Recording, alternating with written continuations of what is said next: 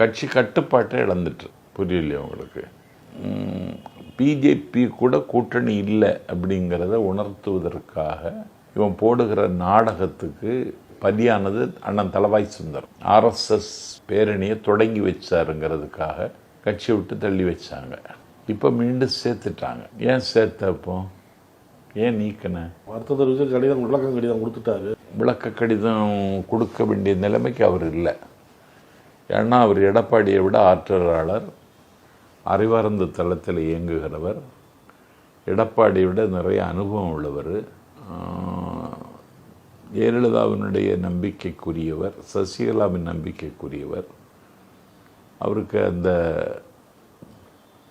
டெல்லி சிறப்பு பிரதிநிதி பொறுப்பை கொடுத்தது சசிகலா அம்மா. இப்போ இவனுக்கு பயம் வந்துடுச்சு. இவங்க எல்லாம் போயிடுவாங்க. எங்கே போயிடுவாங்க? பாஜகவுக்கு போயிடுவாங்க. பாஜகவுக்கு போயிடுவாங்க, இல்லைன்னா வெற்றி கழகத்துக்கு போயிடுவாங்க. அதனால சேர்த்துருவோன்னு சொல்லிட்டு அவசரமாக சேர்க்கலாம். இப்போ என்னாச்சுன்னா, இப்போ கட்சி நிர்வாகிகள் இவருக்கு கட்டுப்பாட்டில் இல்லை.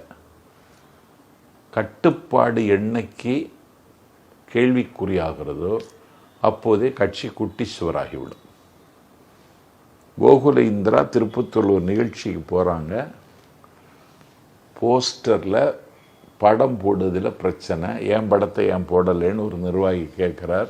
கோகுலேந்திரா சமாதானம் பண்ணுறாங்க. அவன் அந்த சமாதானத்துக்கு கட்டுப்படலை, ஓங்கி கத்துறான். செய்தி ஆகுது. அடுத்த நாள் ஒரு உத்தரவு ஜெயலலிதா பிறப்பிக்கிறாங்க. கழகத்தின் பொதுச் செயலாளர், நிறுவனர் எம்ஜிஆர், அறிஞர் அண்ணா படங்களை தவிர தமிழ்நாட்டில் எந்த ஊரில் எந்த நிகழ்ச்சி நடந்தாலும் வேறு யாருடைய படமும் போஸ்டரில் வரக்கூடாதுன்னு உத்தரவு போட்டாங்க. என்ன ஆச்சரியம்னா, ஒரு இராணுவ கமாண்டர் உத்தரவு நடைமுறைக்கு வர்றதுக்கு முன்னாடி இது நடைமுறைக்கு வந்துடுச்சு. ஒரு படமும் யாரும் போடுறதில்லை, அந்த அம்மா மறைந்தது வரைக்கும். இப்போ தான் எடப்பாடி பழனிசாமியை கலராக ஈஸ்ட்மன் கலரில் காட்டிகிட்டு இருக்கானோ. திருநூறு போட்டது மாதிரி காமிக்கிறான், கையில் கயிறு கட்டியதுக்கு மாதிரி காமிக்கிறான், பச்சை துண்டு கட்டுறது மாதிரி காமிக்கிறான், விவசாயி மாதிரி காமிக்கிறான். கிட்டத்தட்ட ஒரு பைத்தியத்தை காமிக்க மாதிரி காமிச்சிட்டே இருக்காங்க. ஏன் இந்த மாதிரிலாம் சொல்கிறீங்க? கேளுங்க. அன்னைக்கு அப்படி ஒரு கட்டுப்பாடு இருந்தது. இன்னைக்கு கட்சி அவருக்கு கட்டுப்பாட்டில் இல்லை. அதனால் கட்சி கரைந்து கொண்டிருக்கிறது. அவ்வளோதான்.